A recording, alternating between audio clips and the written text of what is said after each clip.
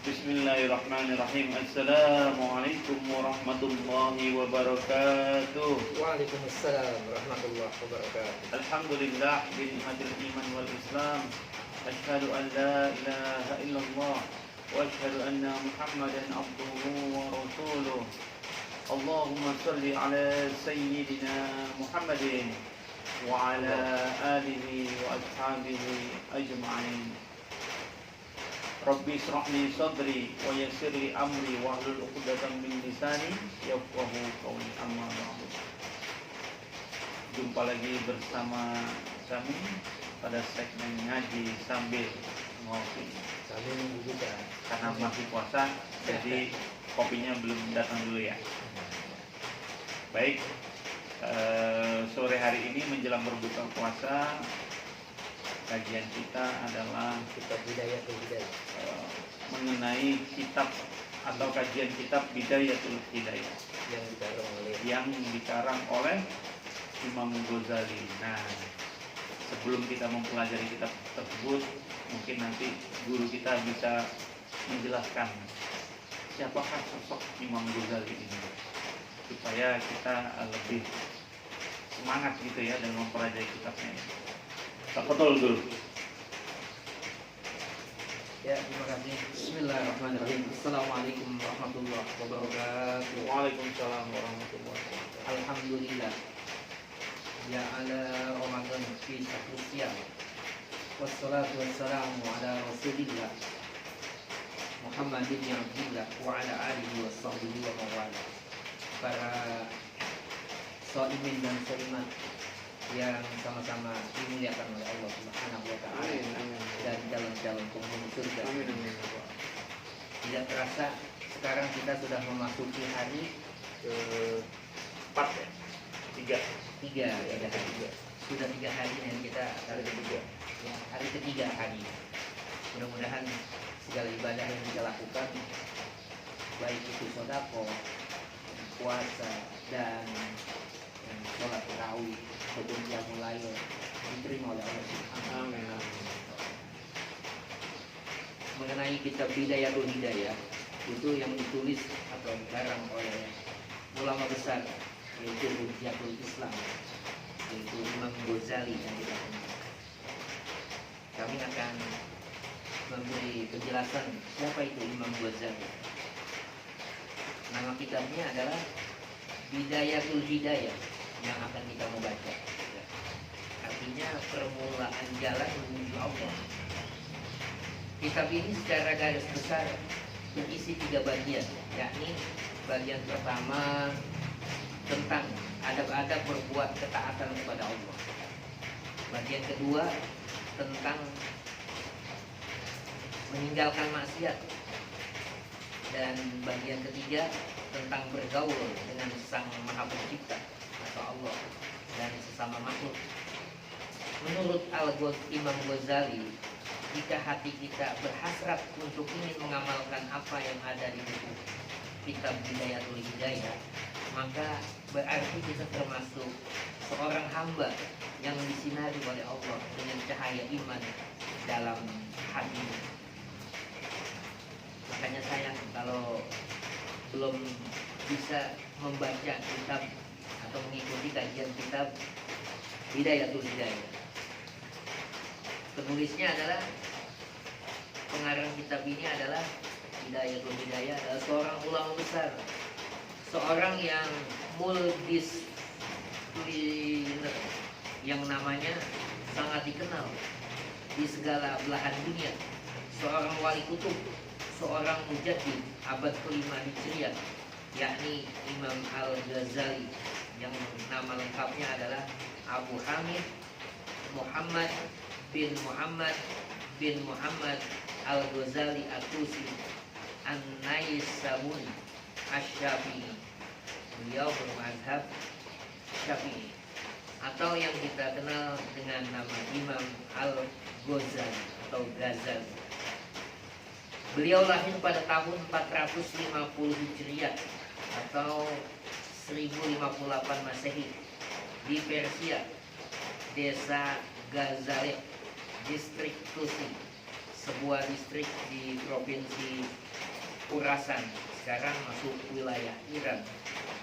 Ayahnya Al-Ghazali itu bukan ulama, akan tetapi beliau hormat, mendekat dan mencintai ulama.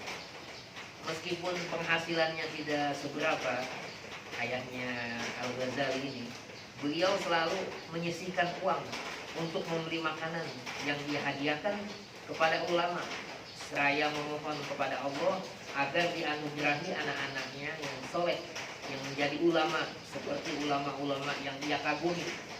Allah mengijabah doanya, Allah menganugerahinya 2 putra yang saleh, keduanya menjadi ulama besar, keduanya terkenal di dunia Islam. Pertama Muhammad bin Muhammad Al-Ghazali, yaitu Imam Ghazali. Yang kedua Ahmad bin Muhammad Al-Ghazali, orang yang sangat luar biasa kepada ulama. Allah maha mendengar, Allah maha mengabulkan doa hamba-hambanya. Jadi ayahnya Imam Ghazali ini manusia biasa, cuma karena dia cinta dengan ulama, ya dia mohon kepada Allah, dia ngikutin jejak ulama tersebut. Maksudnya ya agar anaknya ini dijadikan seorang ulama besar. Hanya Allah mengijabah doa-doanya. Makanya kita harus takzim dan hormat ya pada para habaib, para ulama ya, guru kita ya. Ini karena ada keberkahan. Beliau ini ayahnya Al-Ghazali, ulama, bukan ulama, manusia biasa, tapi dia anaknya pengen dijadikan ulama gitu. Cuma mohon kepada Allah, dia cinta sama para ulama. Adapun guru-guru dan muridnya Imam Al-Ghazali, sebelum ayahnya meninggal, Al-Ghazali masih bocah nih, ya. Dititipkan sama seorang ahli tasawuf terkemuka di desa Tus, yaitu Syekh Ahmad bin Muhammad Ar-Razzaqani. Ia diajari ilmu fikih, riwayat para aulia, dan kehidupan spiritual mereka. Selain itu, ia belajar tentang tasawuf, khususnya cara mahabbah kepada Allah, syair-syair yang menunjukkan bahwa Tuhan sebagai tujuan akhir manusia, dan mengikuti sunnah-sunnah Rasul, dan hal yang terkecil sampai hal-hal yang implementatif. Selang beberapa waktu, Al-Ghazali ini meninggalkan desa kelahirannya menuju pendidikan yang lebih tinggi di Jurjan. Ia belajar dengan seorang guru besar, yaitu Imam Abdul Qasim Ismail bin Mas'adah. Setelah itu Imam Ghazali melanjutkan pendidikannya menuju Nisapur untuk masuk madrasah Nizamiyah. Salah satu guru besarnya yang tersohor di madrasah Nizamiyah yaitu Imam Haramain, yaitu yang bernama Abdul Malik Al-Juwaini. Di samping itu beliau belajar juga kepada Syekh Muhammad Al-Mawazi, Syekh Abdul Al-Quwari, Syekh Nasir bin Ibrahim Al-Maqdisi, dan lain-lainnya. Setelah Imam Al-Juwaini wafat, Imam Ghazali meninggalkan Nisapur, meninggalkan desa Nisapur, menuju ke Al-Askar di Baghdad. Ia berkenalan dengan Nizam Al-Mulk, Nazir Istana dinasti Saljuk, yaitu Sultan Jalaluddin Malik Shah. Ia diminta untuk mengajarkan hukum agama di madrasah Nizamiyah di Baghdad. Al-Ghazali mengajar di sana selama 4 tahun. Ribuan orang mengaji kepada Imam Ghazali.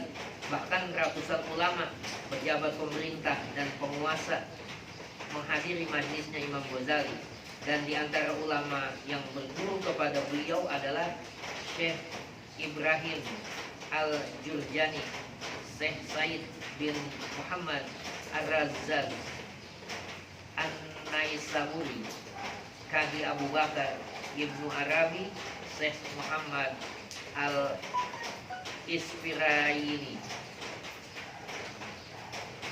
Ini jadi ulama besar ini enak, banyak dicintai oleh ya sampai ya Raja Baghdad ya cinta kepada beliau, sampai dipanggil untuk mengajarkan di tempat kerajaan.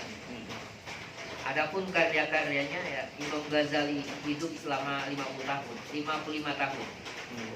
Panjang 55 tahun. Dan sudah menulis buku sejak usia 20 tahun. 20 tahun menulis buku. Keproduktifannya terlihat ketika ia menghabiskan 10 sampai 11 tahun untuk membaca, menulis dan mengajar. Selain itu, dia harus menjawab sekitar 2000 kutub surat yang berasal dari dekat jauh untuk meminta fatwa dan putusannya.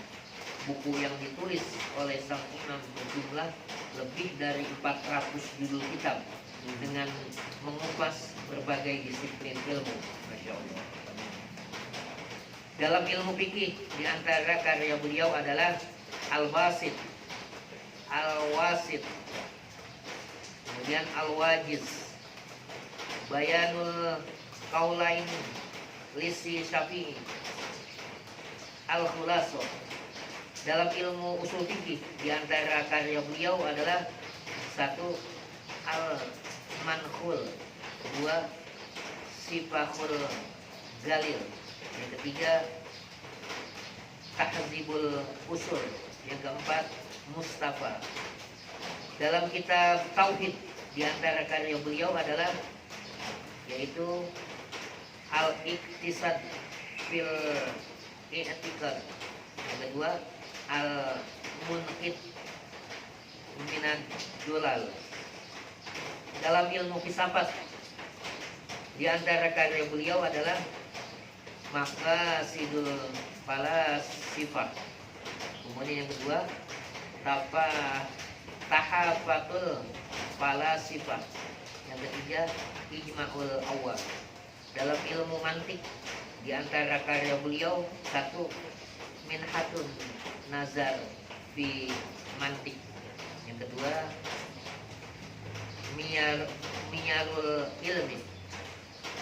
Dalam ilmu tasawuf, di antara karya beliau Ihya Ulumuddin. Nah, ini yang banyak dikenal, Ihya Ulumuddin. Kedua Minhajul Abidin. 3. Bidayatul Hidayah, yang terjemahannya di tangan pembaca. Kita lagi pegang. Yang keempat adalah Arba'in Al-Asil. Yang kelima Kimia Sa'adat. Yang keenam Akhlakul Abror. Yang ketujuh Jawahirul Quran. Dalam ilmu tafsir, di antara karya beliau 1. Yaqut At-Takwil, yang berisi tafsir Al-Quran dalam 40 jilid. 40 jilid harganya berapa nih? Tebel-tebel gitu ya. Tahun wafatnya, Al-Imam Ghazali meninggal dunia di desa Tus pada hari Senin, tanggal 14 Jumadil Akhir 505 Hijriah, bertepatan 19 Desember 1111 Masehi, dalam usia 55 tahun. Imam Ibnu Jauzi menceritakan kisah kematian Imam Al-Ghazali. Beliau berkata bahwa ketika fajar pada suatu hari tersebut terbit, beliau segera mengambil air wudhu. Jadi detik-detik mau meninggalnya beliau ya pas fajar subuh tuh dia ambil air wudhu. Nah, kemudian salat subuh. Setelah itu meminta kain kafan, lalu menciuminya dan meletakkannya di wajahnya, dan dia berkata, "Aku telah siap memenuhi panggilanmu." Masya Allah. Dengan penuh ketaatan. Kemudian ia membujurkan kedua kakinya dengan menghadap ke arah kiblat dan menghembuskan napas terakhirnya. Subhanallah. Kemudian mengenai bidayatul hidayah di mata para ulama, seorang ulama Madinah berkata, barang siapa ingin mendekatkan diri kepada Allah dengan amal ibadah, maka hendaknya ia membaca dan mengamalkan kandungan kitab Bidayatul Hidayah. Al-Alamah Al-Habib Muhammad bin Ali Adid berkata, barang siapa yang tidak cinta kepada kitab-kitab Imam Al-Ghazali, maka bukan termasuk ahli akhirat, dan tetapi anak-anak pecinta dunia. Jadi kalau karangan atau kitab-kitab Imam Ghazali kita nggak cinta, berarti kita bukannya pecinta akhirat, pecinta dunia. Al-Alamah Al-Habib Ahmad bin Hasan Al-Attas berkata, barang siapa yang ingin unggul dan terdepan dalam mendekatkan kepada Allah Subhanahu wa Ta'ala, maka hendaknya ia gemar membaca buku ulama salaf, dan sesungguhnya kaum salaf sangat mencintai karya Imam Al-Ghazali, terutama kitab beliau yang berjudul Bidayatul Hidayah dan Ihya Ulumuddin. Berkata Al-Alamah Al-Habib Abdullah bin Abu Bakar Al-Idrus, barang siapa yang ingin menempuh jalan menuju kepada Allah dan Rasulnya, maka hendaknya ia mentelaah kitab-kitab Al-Ghazali, terutama kitab beliau yang berjudul Ihya Ulumuddin dan Bidayatul Hidayah. Berkata Habib Ali bin Muhammad Al-Habsyi, kitab Bidayatul Hidayah adalah kitab yang luar biasa, menghimpun ilmu lahir dan batin, kitab permulaan yang menyampaikan pada puncak hidayah. Banyak ulama yang bisa berjumpa dengan Nabi secara yaqzah sebab mengamalkan kitab Bidayatul Hidayah. Jadi kita bisa berjumpa dengan Nabi, nanti ada amalannya. Penjabaran Bidayatul Hidayah baik juga untuk diketahui bahwa kitab walaupun ini kecil ya, tetapi mendapat perhatian besar dari ulama-ulama kitab yang sudah pernah disyarahkan oleh ulama-ulama besar. Jadi kitab Bidayatul Hidayah ini kitabnya nggak terlalu kecil, Terlalu tebal ya. ya, cuma yang besar itu Ihya Ulumuddin. Ihya Ulumuddin itu sampai 4 jilid. Tebal-tebal ya. Alhamdulillah saya pernah belajar dengan guru kami, Mu'alim kayaknya Muhammad Syafi'i Hazam.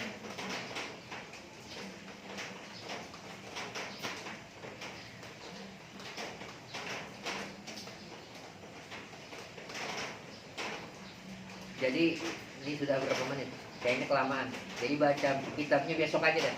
Ya, ini cuma pembuka prakata.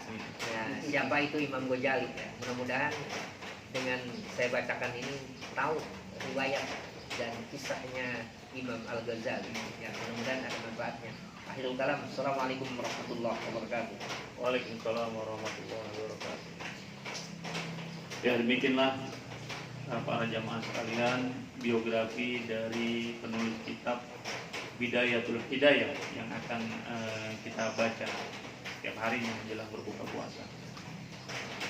Ya, dan kitab ini juga sudah diakui oleh para ulama-ulama besar.